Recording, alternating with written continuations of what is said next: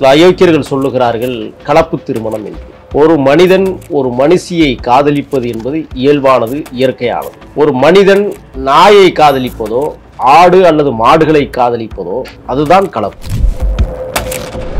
அப்பா பேசணும்னு நினைக்கிறாங்கிற ஒரு வார்த்தை இருக்குல்ல, அந்த வார்த்தை தான் இப்ப பிரச்சனை கிடையாது. ஏன்னா இப்ப அவங்க அப்பா சரவணன் கைது செய்யப்பட்டிருக்கிறார். இன்னைக்கு வரை அவங்க அம்மாவை கண்டுபிடிக்க முடியல.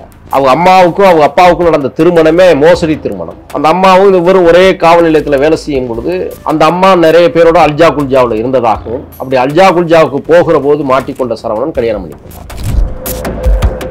தினந்தோறும் கொலைகள், தினந்தோறும் கற்பழிப்புகள், தினந்தோறும் கொள்ளைகள், அதற்கான மரணங்கள் என்ன செய்து கொண்டிருக்கிறார்கள் உளவுத்துறை? திராவிட முன்னேற்ற கழக அல்லது திராவிட மாடல் அரசு என்று சொல்லக்கூடிய இந்த அரசு காவல்துறையை கண்காணிப்பதற்கே ஒரு காவல்துறை தேவைப்படுகிறது. வெட்டுகிற பகுதி கனமாகவும் பளபளப்பாகவும் கைப்பிடி மெல்லியதாகவும் இருக்கக்கூடிய வகையில் சுர்சித்த ஆயுதங்களோடு மனிதர்களை கொலை செய்கிற இந்த கொள்ளுப்பற்றைகளை இதுவரை ஏன் சிபிசிஐடி கண்டறியப்படவில்லை? அந்த அருவாள்கள் தண்டவாளத்திலிருந்து தயாரிக்கப்படுவதாக ஒரு செய்தி.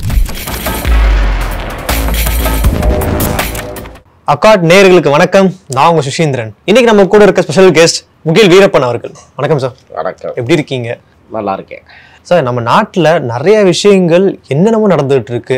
ஏகப்பட்ட மாணவர்களும் சரி, ஏகப்பட்ட அப்பாவி மக்களும் சரி, ஏதோ விஷயத்துக்காக கொல்லப்படுறாங்க, தாக்கப்படுறாங்க, ஏதோ ஒரு விஷயத்துல பாதிக்கப்படுறாங்க. அப்படி பார்க்கும்போது இப்போ தொடர்ச்சியாக காதலிச்சா கொல்லப்படுவாங்க, அதுக்கப்புறமா கல்யாணம் பண்ணி கொடுத்தா அந்த பெண்கள் சூசைட் பண்ணிக்கிறாங்க, காரணம் டௌரி பிரச்சனைனால அப்படின்ற மாதிரி நிறைய விஷயங்கள் கேள்விப்படுறோம். அதுல இப்போ ரீசெண்டா பேசிட்டு இருக்க பேச்சு பொருள் என்னன்னு பார்த்தீங்கன்னா சகோதரர் கவின் அவர்களோட அந்த ஆணவ கொலை தான். ஸோ இன்னுமே அதை விட்டு நிறைய பேர் மீண்டு வராமல் இருக்காங்க. ஏன் நடந்துச்சு, எதனால நடந்துச்சு, உண்மையான சம்பவம் என்ன நடந்துச்சு, ஏதாவது மறைக்கிறாங்களா அப்படின்ற விஷயங்கள் இப்போ வரைக்கும் பேச்சு பொருளாக போயிட்டு இருக்கு. உண்மையாவே என்ன நடந்துச்சு, இப்போ வரைக்கும் என்ன போயிட்டு இருக்கு, ஏதாவது திருப்பு முனை அமைஞ்சிருக்கா சார்? இளம் பொறியாளர் கவின் படுபாதகர்களால் படுகொலை செய்யப்பட்டிருக்கிற நிகழ்வு என்று நேற்றல்ல, 2000 ஆண்டுகளாய்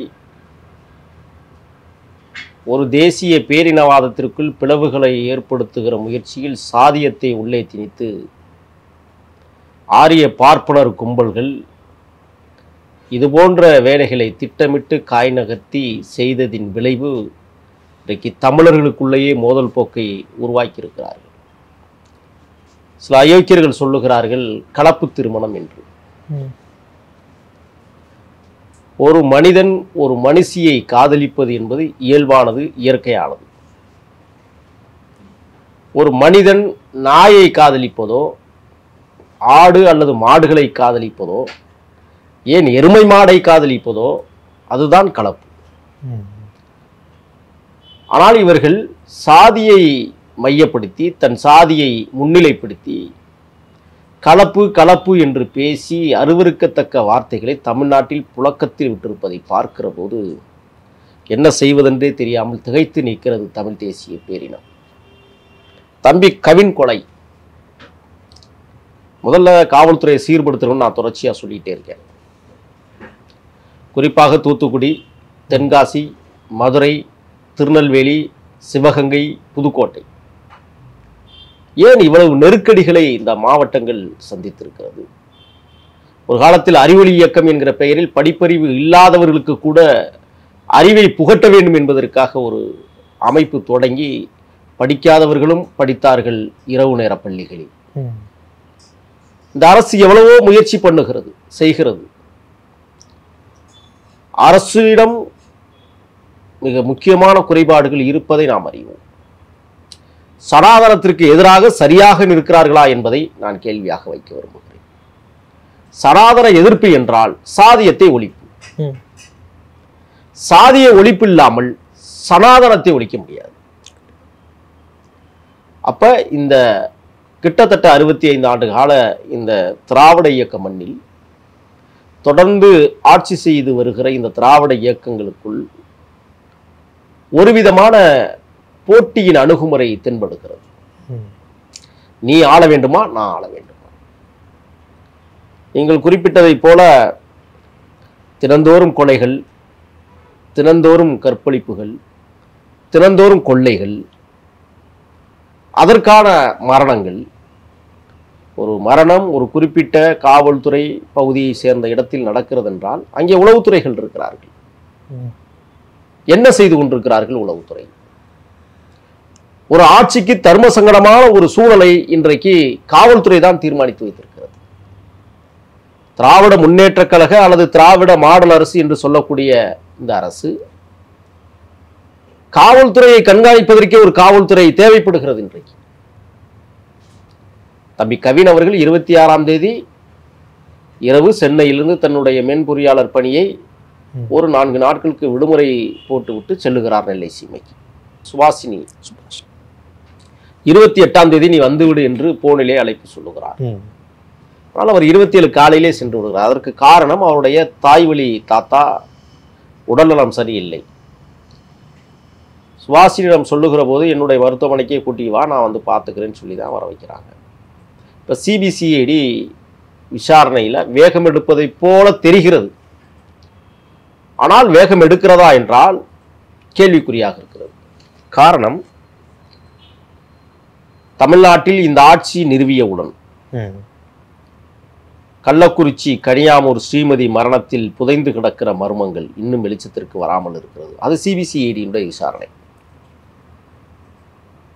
சிபிஐ விசாரணையில் திருச்சியிலே KN நேரு அவருடைய சகோதரர் ராமஜெயம் கொலை வழக்கில் இன்று வரை கேள்வி. மத்தியிலும் அப்படித்தான் இருக்கிறது, மாநிலத்திலும் அப்படித்தான் இருக்கிறது. மாநில அளவில் நீங்கள் பார்த்துக் கொள்வீர்களே, ஆனால் சிபிசிஐடி விசாரணையில் மலந்தண்ணி குடித்தவர்களையே குற்றவாளியாக்கி வைத்திருக்கிறது. இந்த அரசு மீது அது மிகப்பெரிய களங்கமாக இருக்கிறது. கருப்பர் நகரத்தின் தங்க தலைவன் அண்ணன் ஆம்ஸ்ட்ராங் படுகொலை இன்று வரை கேள்விக்குறியாக நிற்கிறது. இது எல்லாமே சிபிசிஐடி விசாரணைகள். எந்த முற்றும் பெறாமல் இந்த வழக்குகள் நீண்டு கொண்டே செல்கிறது. சிபிஐ விசாரணையில் மரியாதைக்குரிய தோழர் மூத்த வழக்கறிஞர் சங்கரசுப்பு அவருடைய மகன் படுகொலையில் இதுவரை தீர்வில்லை. அண்மையிலே நாம் பார்த்தோம், சிவகங்கை மாவட்டத்தில் அஜித்குமார் படுகொலை. உடனடியாக மரியாதைக்குரிய தமிழ்நாடு முதலமைச்சர் அவர்கள் சிபிஐ விசாரணைக்கு உத்தரவிடுகிறார். இன்றைக்கு அந்த வழக்கு கிட்டத்தட்ட எங்கே போய் நிற்கிறது என்றால், எதனால் அந்த கொலை நடந்தது? ஒரு தங்கம் என்கிற ஒரு விடயத்திற்குள் ஒரு படுகொலை நிகழ்த்தப்படுகிறது. ஆனால் அந்த தங்கமே பொய்யா இருக்கு. அப்படி ஒரு தங்கம் காணவில்லை, செயினை காணவில்லை, மோதிரத்தை காணவில்லை என்று ஆரம்பத்தில் சொன்ன நிக்கிதா என்கிற நிக்கிதா இப்பொழுது புலன் விசாரணைக்குள் வருகிற போது அப்படி ஒரு தங்க நகைகளே இல்லை. ஆனால் அனாவசியமாக ஒரு வளரும் இளைஞன், ஒரு பல தலைமுறைகளை உருவாக்கக்கூடிய தம்பி படுகொலை செய்யப்படுகிறான். கபின் பிரச்சனையில் அந்த சகோதரி அவனை வரவழைத்து விட்டு 28ஆம் தேதி சந்திப்போம் என்பதற்கு பதிலாக 27ஆம் தேதியே சந்தித்து விடுகிறார். மருத்துவமனைக்கு தன்னுடைய தாயுடன் போகிறார். மருத்துவமனையிலே தாத்தாவுக்கு சிகிச்சை அளிக்க போகிறார்கள். அதற்கு இடையில் தம்பி சுர்சித் அவர்கள் அவரை அழைத்து செல்கிறார். மச்சான் ஒரு இடத்துக்கு வாங்க, போயிட்டு வருவோம், அப்பா பேசணும்னு நினைக்கிறாங்க. அப்பா பேசணும்னு நினைக்கிறாங்கிற ஒரு வார்த்தை இருக்குல்ல, அந்த வார்த்தை தான் இப்ப பிரச்சனைக்குரியது. ஓகே. ஏன்னா இப்ப அவங்க அப்பா சரவணன் கைது செய்யப்பட்டிருக்கிறார். அவங்க தாயை என்ன வர கைது செய்யப்படல. சிபிசிஐடி விசாரணையில் ஆம்ஸ்ட்ராங் மரண வழக்கில் இன்னைக்கு வர சம்பவ சிந்தில கைது செய்யல. ஆனால் அவர் தான் முதல் குற்றவாளியாக அறிவித்தது. இப்போ இந்த வழக்கில் முதல் 3 குற்றவாளிகள் என்று கருதப்படக்கூடிய, ஆனால் மற்றும் பலர் என்று காவல்துறை எழுதியதா என்பதை விசாரிக்கப்பட வேண்டும். மற்றும் பலர் எழுதப்படலை. இப்போ இந்த வழக்கை சரவணனோடு நிறுத்திக் கொள்வதற்கு முயற்சி நடக்கிறது என்கிற குற்றச்சாட்டை நான் பதிவு செய்கிறேன். இன்னைக்கு வர அவங்க அம்மாவை கண்டுபிடிக்க முடியல. அவங்க அம்மாவுக்கும் அவங்க அப்பாவுக்கும் நடந்த திருமணமே மோசடி திருமணம். அங்கிருந்து வருகிற தகவல்கள், அந்த அம்மாவும் இவரும் ஒரே காவல் நிலையத்தில் வேலை செய்யும் பொழுது அந்த அம்மா நிறைய பேரோட அல்ஜா குல்ஜாவில் இருந்ததாகவும், அப்படி அல்ஜா குல்ஜாவுக்கு போகிற போது மாட்டிக்கொண்ட சரவணன் கல்யாணம் பண்ணி கொண்டார். இப்படித்தான் அங்கிருந்து வருகிற தகவல்கள் சொல்லுகிறது. ஆக இப்ப சரவணன் கைது செய்யப்பட்டிருக்கிறார். சரவணனுடைய மனைவி இதுவரை கைது செய்யப்படவில்லை. நேற்று மாலை 6 மணிக்கு சிபிசிஐடி நீதிமன்றத்தின் அனுமதி பெற்று சுர்சித்தையும் அவருடைய தந்தையான சரவணனையும் விசாரணைக்கு எடுத்திருக்கிறார்கள். மொத்தமே 48 மணி நேரம் தான். இவ்வளவு பெரிய படுகொலை நடந்திருக்கிறது. அதுவும் தமிழ்நாடை மட்டுமல்ல தமிழர்களையே அதிர வைத்த படுகொலை. ஆனால் நீதிமன்றம் வெறும் 48 மணி நேரத்துக்குள் நீங்கள் அவர்களை விசாரித்து மீண்டும் நீதிமன்றத்தில் ஒப்படைக்க வேண்டும் என்ற கட்டளையை இட்டிருக்கிறது. ஆனால் சிபிஐ விசாரணை தேவைப்படுகிறது. ஏன்னா தம்பி கவினை படுகொலை செய்த சுர்சித்தும் அவருடைய பெற்றோர்களும் ஏற்கனவே பெற்றோர்கள் காவல்துறையில் பணி செய்வதாலும் சுர்சித் ஆயுதங்களோடு அவன் பல ஆண்டு காலம் திரிந்திருக்கிறான் என்ற கூற்றும் இப்பொழுது வெளியாகி. ஆமா, சமூக வலைதளத்துல போட்டிருந்தார். நான் என்ன கேட்கிறேன்னா, இந்த சிபிசிஐடிக்கு ஒரு மெத்த பணிவோடு வேண்டுகோள். தம்பி சுர்சித்துக்கு அந்த அருவாள்லாம் எங்கிருந்து வந்தது, யாரால் அடித்து கொடுக்கப்பட்டது, அதுக்கு எவ்வளவு விலை பேசப்பட்டது, மனிதர்களை படுகொலை செய்வதற்கு பிரத்யேகமாக இன்றைக்கு அருவாள்கள் தீட்டப்படுகிறது. வெட்டுகிற பகுதி கனமாகவும் பளபளப்பாகவும் கைப்பிடி மெல்லியதாகவும் இருக்கக்கூடிய வகையில் மனிதர்களை கொலை செய்கிற இந்த கொல்லுப்பற்றைகளை இதுவரை ஏன் சிபிசிஐடி கண்டறியப்படவில்லை? அந்த அருவாள்கள் தண்டவாளத்திலிருந்து தயாரிக்கப்படுவதாக ஒரு செய்தி. வார்பு இரும்புகளால் உருவாக்கப்படுகிறது. வார்பு இரும்புகளால் உருவாக்கப்படுகிற அருவாளை மனிதர் கொலையை பயன்படுத்துவதற்கு இன்றைக்கு இந்த சமூக கட்டமைப்பு மாறி இருக்கிறது என்றால் அரசு ஏன் அதை கவனத்தில் இதுவரை எடுத்துக்கொள்ளவில்லை? கொல்லுப்பற்றைகளை ஏன் கவனிக்கவில்லை? அடுத்து முதல் 3 குற்றவாளிகள் என்கிற பெயர் பட்டியலில் முதலிடத்தில் சுர்சித்தும், 2வது இடத்தில் அவர் தந்தை சரவணனும், 3வது இடத்தில் அவர் தாயாரும் இருக்கிற போது ஏன் இதுவரை தாயாரை கைது செய்யவில்லை என்கிற கேள்வியை நாம் எழுப்புவோமேனால் இது போன்ற பின்னடைவு சம்பவங்கள் தான் ஆளும் அதிகார அல்லது ஆளும் கட்சிக்கு மிகப்பெரிய பின்னடைவை உருவாக்குகிறது. இப்போ முதலமைச்சர் தகுந்த கவனம் செலுத்த வேண்டும் என்பதுதான் நம்மளுடைய நோக்கமாக இருக்கிறது. இப்போ நேற்றைய தினம் சிபிசிஐடி விசாரணையில் கிட்டத்தட்ட ஒரு டிஎஸ்பி கேட்டகரியில் இருக்கக்கூடிய 3 அதிகாரிகள் இன்றைக்கு அப்பாவையும் மகனையும் தனித்தனியாக முதல் மாடி மற்றும் 2வது மாடியில் வைத்து விசாரிக்கப்படுகிறார்கள். இதில் அந்த விசாரணை அதிகாரிகளாக பார்வதி, சாகுல், திலகராணி போன்றவர்கள் விசாரித்து கொண்டிருக்கிறார்கள். குறுக்கு கேள்வியும் இருப்பதாக சொல்லப்படுகிறது. 50 கேள்விகளை அவர்கள் தொகுத்து வைத்திருக்கிறார் இருவரிடம் கேட்பதற்கு. இதெல்லாம் சரிதான். ஆனால் 2 பேரும் ஒரே சிறைச்சாலையில் தான் இருக்கிறார்கள். 2 பேரும் ஒரே கூண்டு வண்டியில் தான் கொண்டு வரப்படுகிறார்கள். தகவல் பரிமாற்றங்கள் இருவருமே சிறைக்குள் கலந்து பேசுவதற்கான ஒரு வாய்ப்பு இருக்கிறது. கண்டிப்பா. அப்ப இந்த கொலையை சிறையில் இருந்தே ஊத்தி மூடுவதற்கான வேலைகளை தமிழ்நாடு காவல்துறை செய்து கொண்டிருப்பதாக நம்மளுக்கு தகவல் கிடைக்கிறது. காரணம், சிறைக்குள்ளேயே 2 பேரும் பேசி என்ன நடந்துச்சு, எது நடந்துச்சு, ஓகே நீ சிபிசிஐட்டா நாளைக்கிட்ட நீ இதை சொல்லு, என்கிட்ட கேட்டால் நானும் அதே ஒரே பதிலாக இருக்கணும், மாறி மாறி சொல்லிட்டோம்னா மாட்டிக்குவோம் அப்படின்னு சிறை நிர்வாகமே அவர்கள் இருவரையும் சந்திப்பதற்கான ஏற்பாடுகளை உருவாக்கி, இன்னும் சொல்ல போனால் ஒரே பிளாக்ல கூட இருப்பாங்க, இன்னும் அபரிமிதமாக பார்த்தோம்னா ஒரே அறையில கூட இருப்பாங்க.